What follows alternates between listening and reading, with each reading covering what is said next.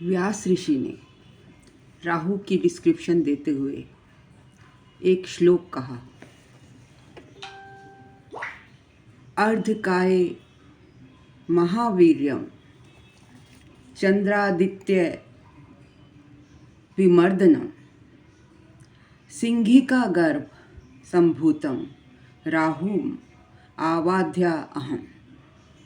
मतलब जिसका आधा शरीर है, अर्धकाय महावीर्यम, जिसका आधा शरीर है, चंद्रादित्याय विमर्दनम मतलब सुदर्शन चक्र से कटा हुआ है, सिंहिका गर्भ संभूतम सिंहिका के गर्भ से निकले हैं, राहु आवाध्या अहम उन राहुदेव को मैं प्रणाम करता हूँ।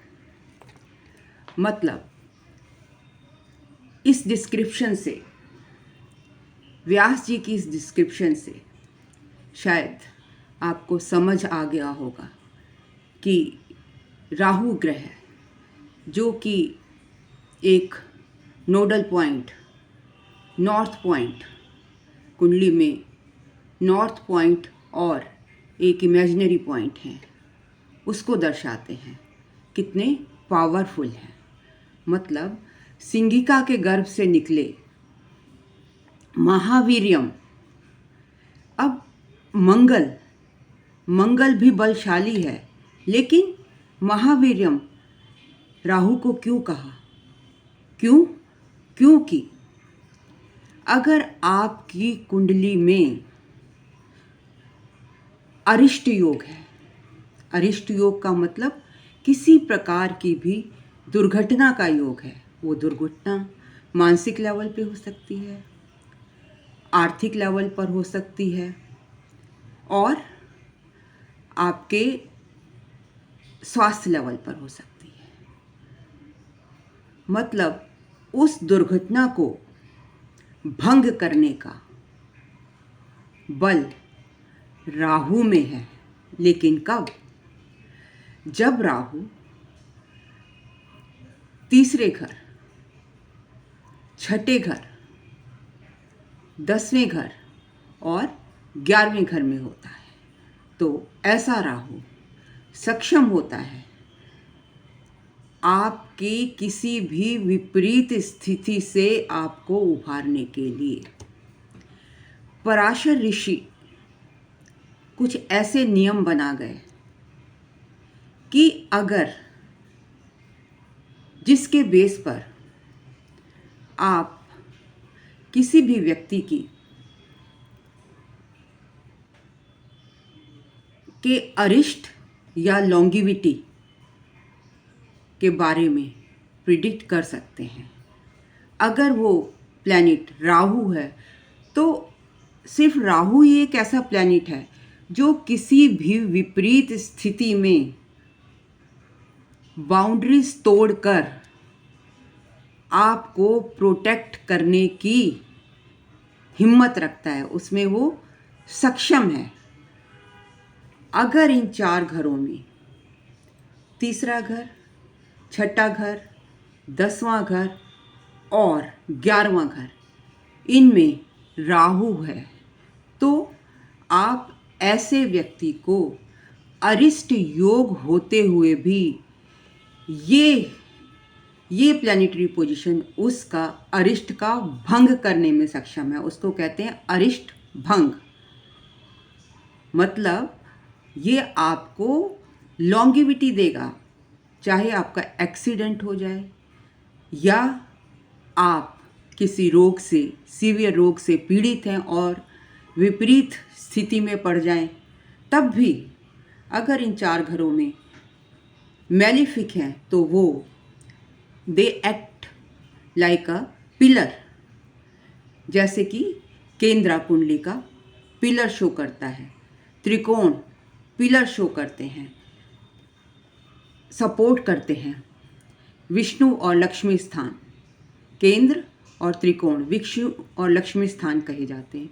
उसी प्रकार से ये 3, 6, 10, 11 में मैलिफिक प्लैनेट आपके लिए आपको प्रोटेक्शन देते हैं।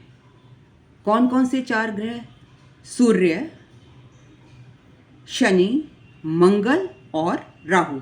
केतु को यहाँ मैलिफिक में नहीं लिया गया है। तो अगर ये ग्रह इन चारों घरों में बैठे होंगे, चारों में से किसी भी घर में होंगे, तो ये आपको विपरीत स्थितियों में प्रोटेक्शन देंगे। और इन केस राहु यहाँ बैठ जाता है तो कहने ही क्या, मतलब it becomes the protector, gives you the longevity, gives you the prosperity। आप किसी फाइनेंशियल लॉस में चले जाएं तो वहाँ से भी आपको अपलिफ्ट करके ले आएगा।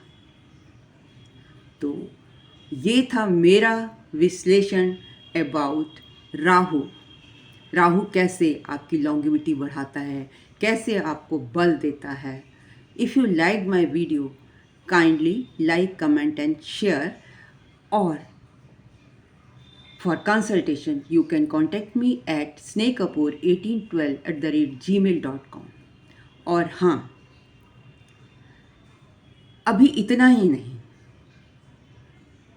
जब यह त्रिकोण के मालिक के साथ बैठा होता है, या जस्ट अभी तो मैंने आपको सिर्फ 4 घर बताए हैं, लेकिन कुंडली में तो 12 घर हैं। मैं सभी के बारे में बताऊंगी।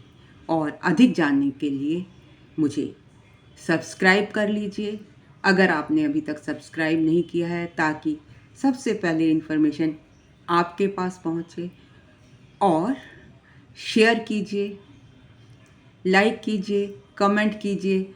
And if you want consultation, तो कंसल्टेशन के लिए मेरे दिए गए जीमेल एड्रेस पर you can contact. Thank you very much for listening me so patiently.